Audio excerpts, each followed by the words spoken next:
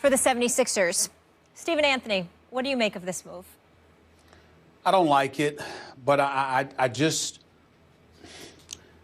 want to be fair because, listen, I certainly wasn't enamored with the job that Mike D'Antoni was doing in New York, but at the same time, I don't want to vilify the man. I think he knows a thing or two about basketball.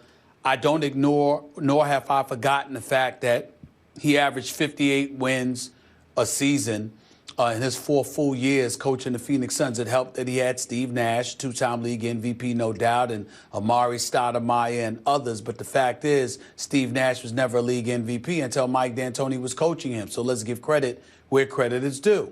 So we understand that the man pushed the tempo, sort of helped to revolutionize the game of basketball into the modern era where you're seeing guys jacking up shots and playing an up-tempo system that's considerably more entertaining to most basketball fans than the old school form of basketball was.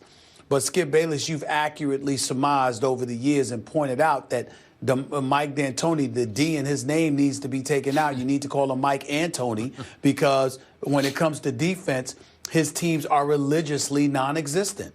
And when you look at the job, you got to remember he lost the job with the New York Knicks. He walked away from that supposedly. But he was 18 and 24 at the time. They were underachieving. And then Mike Woodson steps in and guides the Knicks to the playoffs. Then the following year, Mike Woodson takes the New York Knicks and wins 54 games, all right, and takes them to the Eastern Conference semifinals. This man can't get a look at a job. But somehow, some way, Mike D'Antoni, suspect job in New York, highly questionable job in L.A., I might add, going 40 and 32 when he picked them up in 10 games into the season after Jim Buss fired Mike Brown after 5 and used Bernie Bickerstaff for 5 games during the interim. Mike D'Antoni takes over. He goes 40 and 32 when anybody who knows basketball would have told you that Bernie Bickerstaff could have done a better job with the Lakers than Mike D'Antoni did. Then you come the next season and you go 27 and 55 coaching the Los Angeles Lakers before you're booted out of there. And primarily because you don't coach defense. Remember the quote, Skip, when he says, of course we focused on defense. We practiced on it for a half hour. That's what he said. Okay, this is the kind of stuff that he said. And so when you look at it from that standpoint and then you look at the Houston Rockets, this is a team that was ranked 25th last year defensively, that was dead last in points forfeited last year. And Daryl Morey is on record saying that, we need to, up the ante defensively. And Mike D'Antoni is who you're looking at? Really? It doesn't make sense to me. And I know you got guys like Jeff Bzdelik, who's a former coach in Denver, who's an assistant coach that they would try to get to go to his coaching staff. It just amazes me how some of these coaches get concessions made for them. If you could do it all, that would be one thing, and you just hired your staff. But they're talking about hiring Mike D'Antoni, but also, compiling the appropriate staff for him. What did this man do to get these concessions made for him, other than what he did in Phoenix? That was prior to 2008. We are now in 2016. Coaches that won a couple of years ago can't get a job. This man hasn't really won for 8 years. And you got people giving him second and third interviews and making all of these concessions. I'm just saying, for what? Now, I'm sure that he could be in the right spot and he could do a decent job. I'm not trying to say Mike D'Antoni can't coach. But my last point is this, Skip. He's the same guy that was coaching in Phoenix, even though he was averaging 58 wins, when they acquired Jim Jackson. And Jim Jackson had a turnover. And the guy went down there, whoever stole the ball from him, for a layup. And Jim Jackson raced down there to stop the guy after the turnover and fouled him. Mike D'Antoni summoned him over. He said, come in. We don't do that here. Let him score. It keeps the pace up. Yeah. That's what he said. I got it. So, I just don't understand. I just don't understand. Okay, help me with one key question. Gut feeling at this moment. Dwight Howard, gone from Houston next year? Gone. Gone, okay. That helps clear the air and the decks because, remember, D'Antoni coached Dwight that 1 year in L.A., 2012, 2013, and reportedly...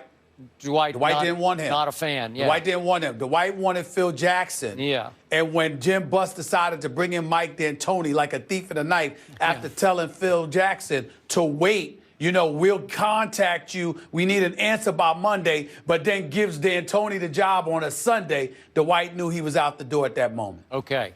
So now back to the question. D'Antoni's Phoenix mystique lives, and it lives on strongly. Yet it's almost like our favorite argument here, Brady Belichick, who deserves more credit. Did Nash deserve more credit or D'Antoni? I know what you just said. You tried to be fair and said Nash didn't win 2 MVPs before that offense came in. And remember, it was called 7 seconds or less. You're gonna get a shot in 7 seconds or less, and you're gonna go the other way. And you don't really care about what happens when you go the other way. To your Jim Jackson story point, you just want them, if they're going to score, let them score, and you go back and make another 3-point shot. And remember, Daryl Morey loves for his teams to shoot 3-point shots. 2 years ago, last season, they led in 3-point attempts. This season, they were second to Golden State in 3-point attempts. So he will be happy to have D'Antoni asking everyone to jack it up as quickly as possible. But now back to the Phoenix mystique.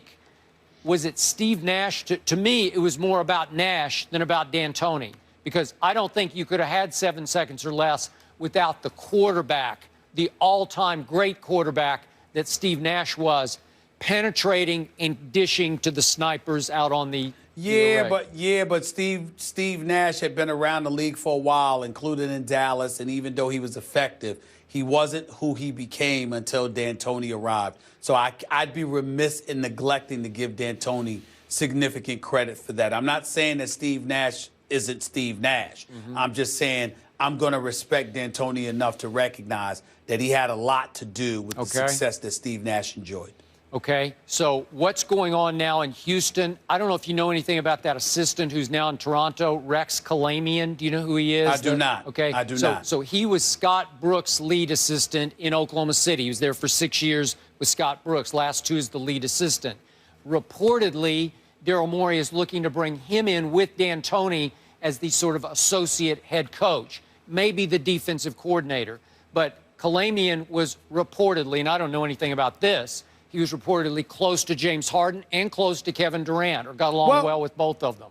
So my question is, why not just give him the job? I agree with you. I thank you. But there's some mystique about D'Antoni's offensive genius that Daryl Morey, being the analytical wizard that he is drawn to. I think that he wants to be able to work with D'Antoni because they are like-minded in the way they view basketball as a numbers game more than an eye test game. My response would be this. Daryl Morey needs to be very, very careful because our eyes need to be on Daryl Morey. He was the guy that fired Kevin McHale 11 games into the season. He was the guy that Dwight Howard reportedly stated, you know what? I was told by him, you're not getting the ball more. You're not going to be a part of the offense after electing to give this man $88 million. And so, therefore, because he's the architect, he's the GM, he's responsible for the dysfunction that ultimately sifted through this organization like a virus this past season. Not Tad Brown, not Leslie Alexander, Daryl Morey. He's the guy that went out there and brought these guys on and got rid of who he wanted to get rid of, et cetera, et cetera. So he needs to be very, very careful about what he's going to do here. D'Antoni, Skip, is an incredibly nice guy. He is. I mean, he's a salesman, man, because, you talk to him, it's impossible to root against him. It's impossible to just sit up there and be, oh, man, I don't like him, whatever. He's really, he's a bit different, don't get me wrong, but he's classy. And he knows a thing or two about offense. I just don't think he gives 2 cents about defense. And I'm not saying he shouldn't be a head coach in the game again. But in this particular situation, I would beg to differ. And more importantly, I'd like to know, how is it that Mike D'Antoni is being considered for a job ahead of Mike Woodson when Mike Woodson was his successor in New York and Mike Woodson did a better job than Mike D'Antoni did? I'm with you. I don't understand that. And remember, that makes sense. The owner early on seemed to be intrigued enough with Kenny Smith of TNT, former Rocket, champion, that he brought him in and they had some talks about could Kenny be the next head coach. You and I both like the idea. If Kenny liked the idea, Apparently, Kenny didn't love the idea because he's got one of the great gigs in all of sports He don't broadcasting. need that job. No, he don't doesn't. need that mess. But then there's a Jeff Van Gundy who also has a great gig right now in sports broadcasting, but a former Rockets coach and current Houston resident. And apparently no interest there. So I don't know. Now it's back to recycled Mike D'Antoni. I just think that if you're looking for an assistant to pair with the head coach, that's an indictment against the head coach, because when you talk about a head coach, you usually trust the head coach to pick his staff. But here you are not only trying to pick a head coach, but you're trying to formulate a staff for him. So essentially, Skip, it's the NFL equivalent of hiring coordinators without a head coach. True. You be one coordinator on offense, you be the coordinator on defense, you handle things on special teams. I'm sorry, a head coach is supposed to be the individual overseeing all of that. Whereas in this case, it appears to be Daryl Morey, and he's looking to do it with Mike D'Antoni. And oh, by the way, if you're Mike D'Antoni, it's a long way from Phoenix, ain't it? Because when Steve Kerr was running the Phoenix Suns, that's all Steve Kerr and them wanted Mike D'Antoni to do. They wanted Mike D'Antoni, Skip, to bring in Tom Thibodeau as your defensive wizard. And Mike D'Antoni refused. So suddenly, now you're willing to do these things when before you were in Phoenix winning 58 games a year, you didn't want to listen then, but you want to listen now. It's just, it's unbelievable. But meanwhile, he's still getting looks. But you got guys like Mike Woodson and others, they can't get us. And Mike Woodson, I'm going to repeat it, succeeded Mike D'Antoni and did a better job with the Knicks than he did recently. And people are bypassing that to go 4 or 5 years earlier than that to what Mike D'Antoni did in Phoenix to justify him being a leading candidate for the job right now. Only in America. Only in America. Very interesting. Skip, real quick. Do you think they're trying to get KD? Any chance that they'd be able to?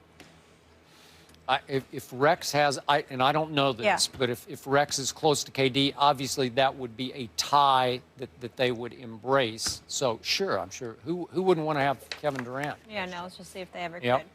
All right, Steph Curry, though, exploding in the third quarter of Game 2. The guy that lets you know if